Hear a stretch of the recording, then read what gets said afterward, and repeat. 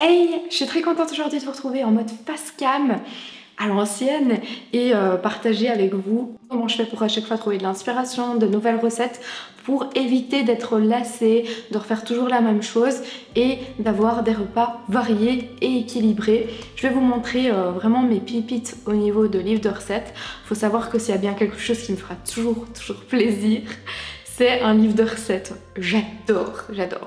C'est toujours quelque chose que je trouve bien utile pour pouvoir justement varier les plaisirs dans son assiette, pouvoir tester de nouvelles choses. C'est un sujet que je voulais absolument aborder à cette période de l'année, tout simplement parce que je sais que c'est parfois compliqué et que c'est une résolution qu'on met souvent en place à la rentrée ou nouvelle année. On se dit oui, je veux absolument établir des menus pour chaque nouvelle semaine et au bout de quelques semaines, on en a marre et on refait à chaque fois la même chose par facilité. Ça m'arrive aussi de reprendre un repas. Celui-là, je le refais cette semaine parce que c'était tellement facile. Tous les soja que je fais, je sais qu'ils reviennent pas mal de fois, mais parce qu'on ne s'en lasse jamais. Tandis qu'il y a des recettes où là, on est très vite lassé et qu'il faut varier. Je pense que le tout, c'est d'avoir surtout un équilibre. C'est pas nécessaire d'avoir 5 plats variés tout le temps, mais au moins un nouveau repas. Ça fait toujours plaisir de découvrir une nouvelle recette, de tenter une nouvelle chose. C'est une activité que j'aime beaucoup, être en cuisine, donc ça ne me dérange pas. Ce que je vais vous présenter aujourd'hui, c'est vraiment ceux qui sont réellement utiles dans mon quotidien. Ensuite, si vous voulez d'autres vidéos à ce sujet, comme mes livres préférés pour les pâtisseries, etc., n'hésitez pas à me le dire en commentaire et je pourrais élargir ma gamme, ma playlist de vidéos, livres, recettes en tout cas. Donc je voulais également vous dire que si vous ne le savez pas, j'ai un site qui s'intitule mairyorganise.com. Sur ce site, en fait, vous retrouvez plein de kits d'organisation. Et dans ma boutique, pour la rentrée, j'ai sorti un kit qui est le kit complet d'organisation.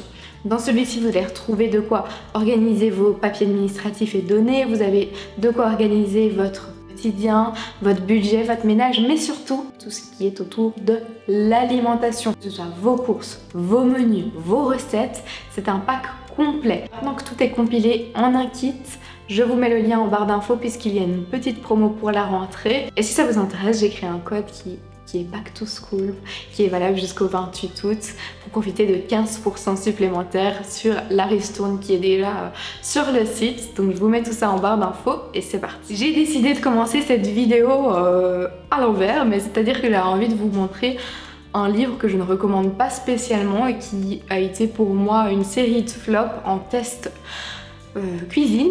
C'est le Simplissime, le livre de cuisine light.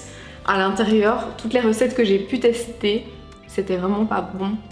Je vais vraiment pas remettre en question mon talent culinaire, mais sincèrement, vu le peu d'ingrédients qu'il y a à chaque fois, je trouve que c'est fade, ça n'a pas de goût, c'est pas bon. J'ai l'impression qu'il manque à chaque fois des ingrédients dans chaque recette. Ça a beau être le plus facile du monde, d'accord, mais pour autant, je trouve qu'il faut avoir un repas bien complet, en termes de nutriments. Et là, pour moi, il manque des ingrédients à chaque fois et c'est pas bon. C'est pas bon, clairement. Donc, je recommande pas du tout ce livre. Après, ce qu'il y a, c'est que bon, il y a des intitulés recettes qui peuvent donner de l'inspiration, mais pour moi, il faut toujours ajouter de nouvelles choses pour pouvoir faire des bonnes recettes. Comme ici, on a un couscous de quinoa au poulet avec 5 ingrédients. Pour moi, on peut manger sain et gourmand. D'ailleurs, je vais vous montrer un livre recette juste après à ce sujet. Mais voilà, je ne recommande pas celui-ci. L'un de mes livres préférés pour cuisiner, c'est Cuisine comme Malou, donc de Mallory Gavzy. C'est un Belge qui a participé à Top Chef en 2020. Et à l'intérieur, en fait, il y a plein de recettes différentes, mais surtout des recettes très complètes. Il y a notamment, je ne sais pas si vous connaissez, les chicons gratins. En Belgique, on fait souvent ça. C'est tellement délicieux. Et donc, il a indiqué encore un grand classique de mamie, simple, bon, efficace. Que demander de plus qu'un chicon gratin? Il y a l'ail et aux herbes, épaules d'agneau au barbecue, burger maison, brochette de poulet, sauce cacahuète maison. J'avais notamment testé la recette à l'intérieur qui est barre de ligne, sauce lait de coco. C'était avec une purée de choux, une purée de choux pointus. C'était mais délicieux. Alors jamais l'idée me serait venue naturellement de faire une purée de choux pointus. Or que là, j'ai mis le chou pointu dans le mixeur avec toute sa recette évidemment, pas que comme ça. Et Oh mon dieu, c'était délicieux, on a adoré. Pour moi, il regroupe principalement des grands classiques et il y a quelques 2-3 recettes originales en plus. Mais pour moi, c'est un intemporel, enfin, d'avoir un livre de cuisine avec les classiques, mais qui sont inratables, quoi. Parce que les chicons gratins, je peux vous dire que j'ai déjà testé une recette sur internet, ça n'avait strictement rien à voir qu'avec cette recette-là. On adore. Deuxième livre recette, il s'intitule Rassasiant et gourmand avec 50 recettes de plats gourmands mais équilibrés. Et je vais pas dire mais équilibrés parce que ça existe. Donc c'est l'édition Larousse, mais ça appartient à Weight Watchers en fait ce livre. Je trouve qu'ils ont toujours des recettes bien gourmandes. On a soupe de lentilles au lardon, riz à la cubaine, one pot d'escalope de dinde au citron, émincé de dinde façon chili con carne.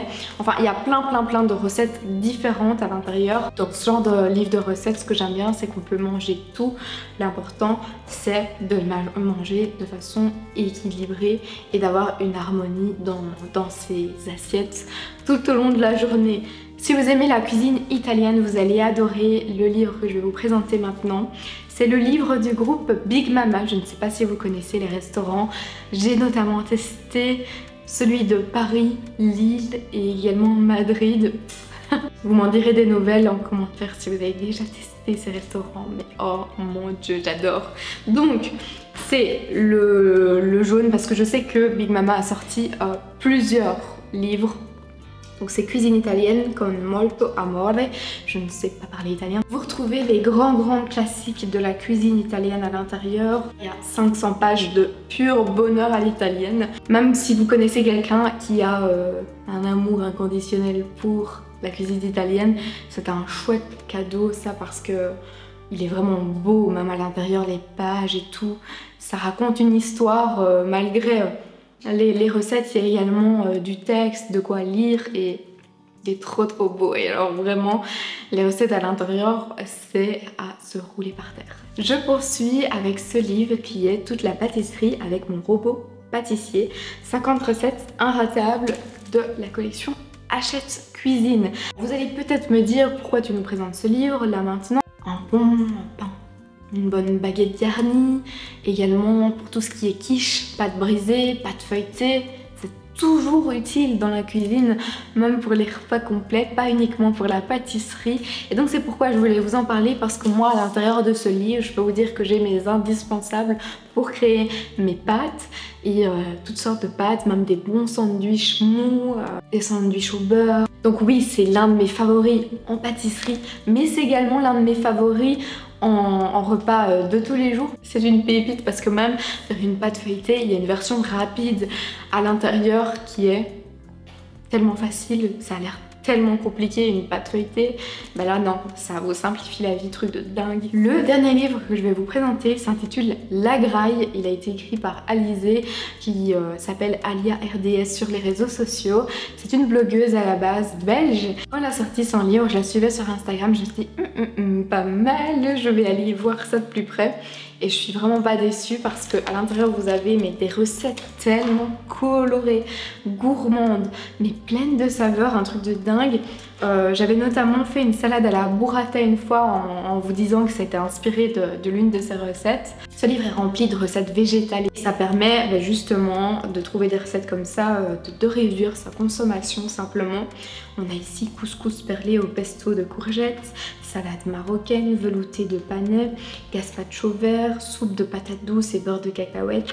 Et ces photos, elles sont très colorées et moi je suis hypnotisée par ce genre de photos, ça m'attire et ça me donne envie de cuisiner. Vous cherchez des saveurs différentes du traditionnel, quelque chose qui vous fait un peu voyager et vous permet de tenter de nouvelles choses. C'est vraiment un livre que je recommande. Si ça vous tente, dites-moi ça en commentaire et je pourrais vous faire une vidéo sur toutes les personnes sur les réseaux qui m'inspirent pour mes recettes. Je voulais principalement vous montrer mes livres. Si vous avez d'autres envies par rapport à ce sujet, dites-moi ça en commentaire et je les réaliserai avec grand plaisir.